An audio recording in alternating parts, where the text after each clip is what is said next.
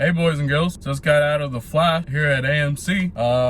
It was a great film. I don't really have any complaints about the film, actually. It was funny. It was very action-packed. All the slow motion scenes, like when the Flash is going really fast, those were fantastic. All the cameos, all the character development. I'll be talking about the cameos in the spoiler section, but there was a lot of cameos in this film. And then there was one post-credit scene, and we'll talk about that in the spoiler section too.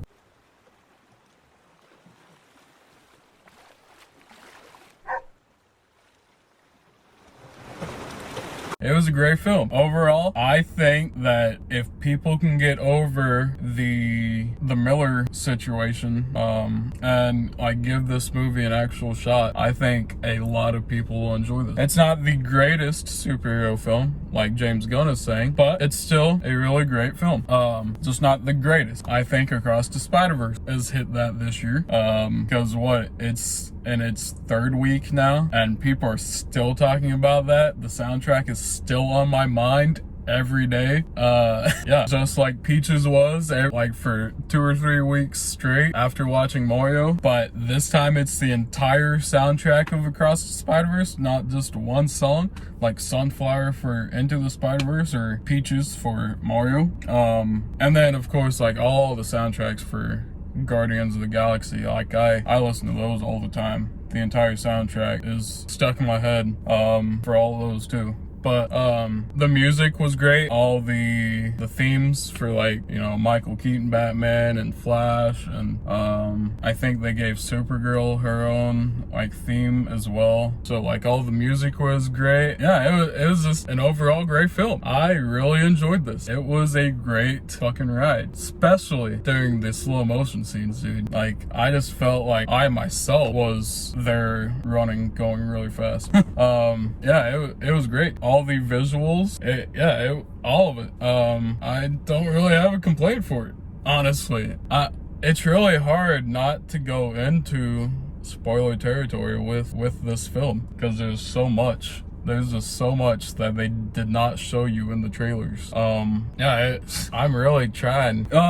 Michael Keaton was great. Ben Affleck making an appearance, of course. The girl that they got to play Supergirl, Kara, she was great. I really liked that Supergirl, actually. Yeah, she was a great character. And then Miller playing both Flashes. Like he's actually a really good actor. I enjoyed him in all the Fantastic Beasts films that he was in, and I really enjoy him as the Flash. But once all that shit came out about him, you know, everyone knows everything about it, and if not, you can go and look it up.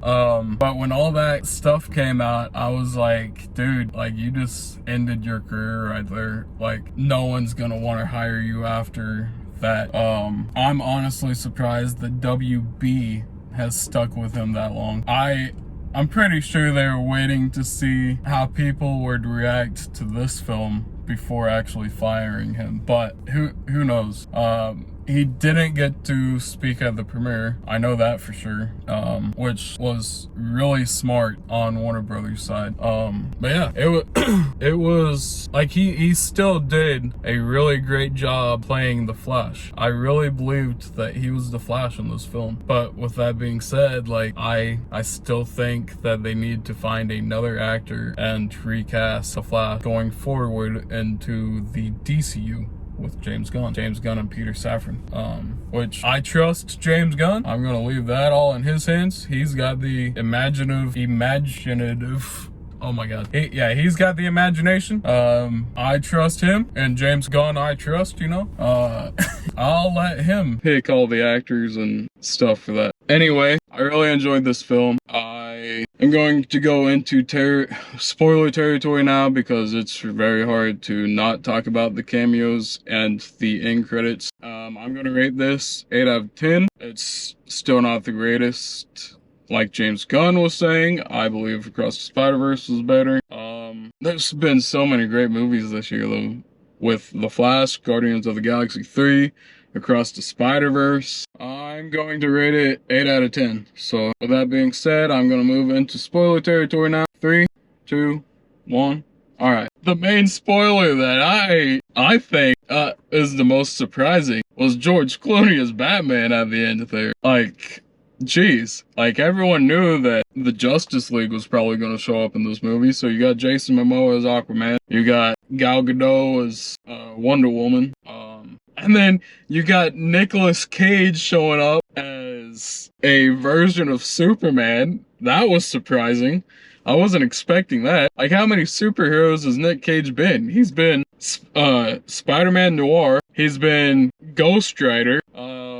I guess you could say he was a kind of a hero and national treasure. But yeah, like, Nicolas Cage, dude, I would love to see his Superman. That would be awesome. Like, that scene of him fighting the spider, I want to see that, dude. That got me excited.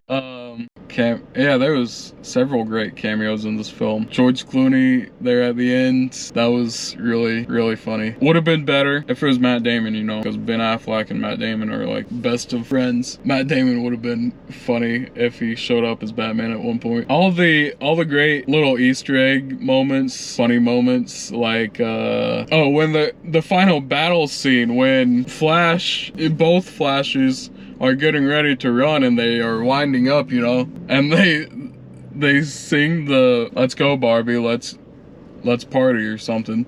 Like, they said that line. Yeah, that was so funny. And then all the great little moments, like Flash stealing people's food, or the hospital scene when he has to go and save all those people. That was really great. All the little slow motion things, and the end where the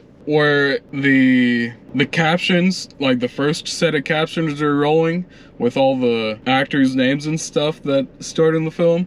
The dog falling down, you get the dog's perspective. That was great, dude. People should end movies like that more often. Like, just bring in a scene from the movie and expand on it. Put it in a different perspective and have that be the ending.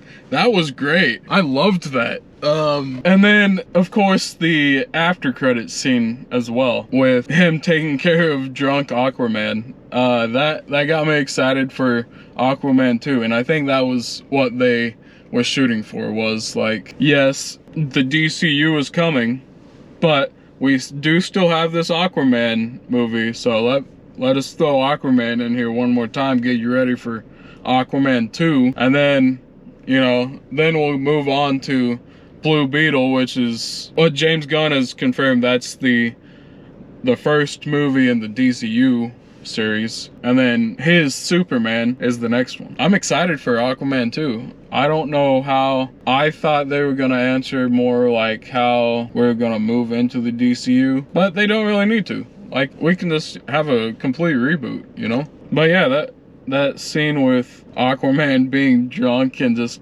laying down in a puddle, that was really funny. Flash just leaving him there. It was great. It was a great movie. The girl that played Iris was really good. Gotta go get ready, watch Elementals, so look out for that review. That review will be posted the same day as this review, so look out for that review. And then I will be watching The Blackening and Asteroid City on Sunday, so look out for those reviews this next week as well. The beginning of next week, hopefully on Monday, I will catch you guys in those. All right, bye-bye.